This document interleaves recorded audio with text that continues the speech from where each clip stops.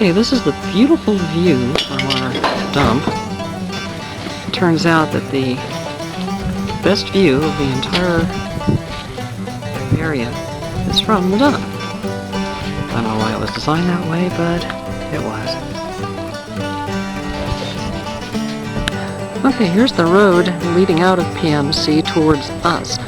So PMC is in the distance, and we have just come up the road a piece to go take a hike up to some meadows. And this is National Forest in this area. And the first thing we encountered is this lovely little skull here. So, there she is. Some poor critter. Has it? Let's see. Oh yeah. Yeah, the top actually has been tree panned. So anyway, we are now off and running onto our hike.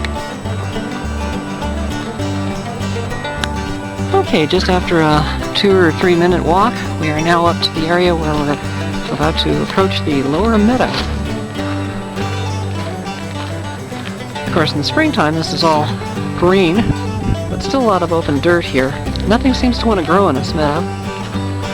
It's certainly not too wet, but there must be something with the soil that the trees just don't like, because there really aren't any trees in the center of it at all. And it's a pretty substantial beastie, this meadow.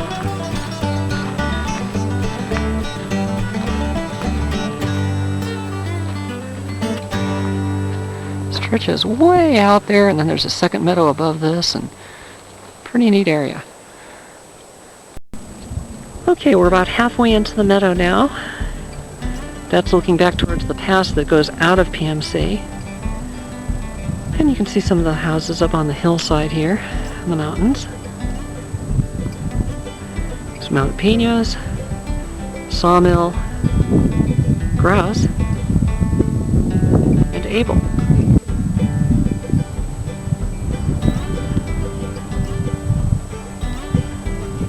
And we'll land in the exact opposite direction of what we were first looking, to the pass out the other side. Leads off roughly towards Bakersfield. Here's a shot of Teresa way in the distance, continuing to go up the trail, because she knows I like to walk real fast. She doesn't mind getting ahead of me, because otherwise... Well, in spite of all the snow on the mountains, you can see that this meadow is actually a desert, even though just a few short days ago it itself was covered with several inches of snow. It doesn't last long here. It kind of percolates down through the soil, and you can see as we get farther up here on the meadow, it's pretty sandy. In fact, all of these plants here are not snow-oriented plants, they're desert-oriented plants. They have to go through the long drought in the spring for about 8 months to 9 months with no precipitation at all.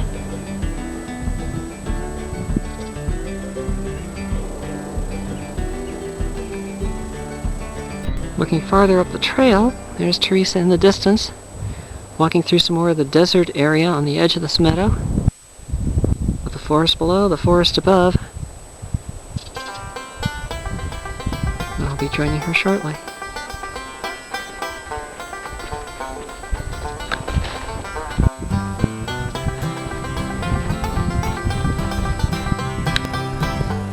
Okay, once again the view of the pass leading out of PMC towards the 5 freeway, and the first meadow down below.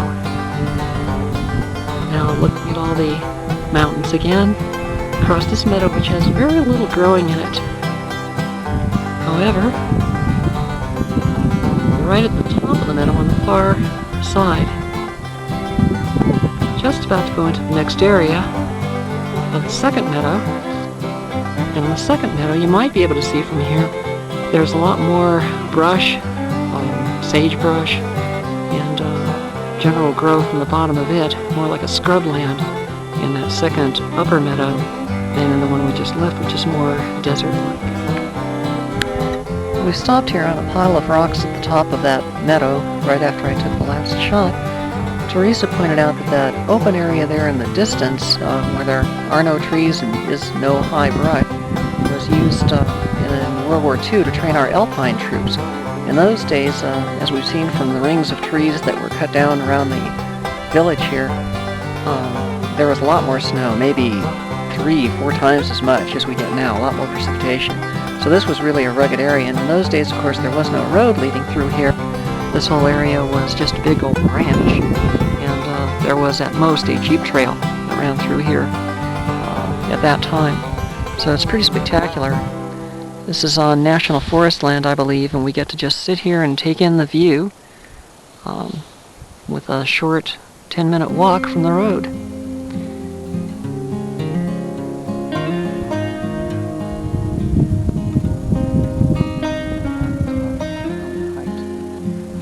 Oh yeah, well, up here is, let's see, there's pinos, there's sawmill, there's grouse, and that'd be Able. Okay. Right, so what we've done is, we've done the Four Peaks hike. First of all, let me start a little earlier. We rented a place up one of those canyons near this first peak, and it was at about 6,000 feet. The peak is about 9,000 feet, and our backyard backed to the National Forest. So right where the bottom of the mountain started going straight up practically, it was like a 45-degree angle from there. So we have hiked up on a couple of occasions up to the top of that mountain and back down. It's a day trip, takes about 6 hours to make it unless you spend time at the top. And on other occasions, a couple of other times, we've started at the top of the peak, which you can drive up to, and then once you park, you have to walk, and you can do the Four Peaks Trail all the way from Pinos to Sawmill to Grouse here in the middle, and then finally over to Able, where there is another parking lot, and there's a campsite at the very end of this trail. Another one we've done has gone up here on Grouse Mountain, up to the end of the canyon, just before the sharp rise you see. And once I hiked all the way up to the top on my own without telling anybody, and they had search parties out for me.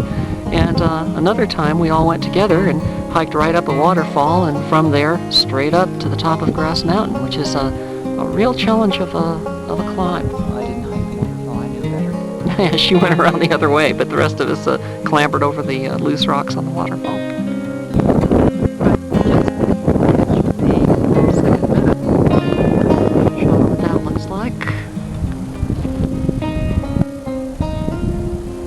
Really pretty terrain.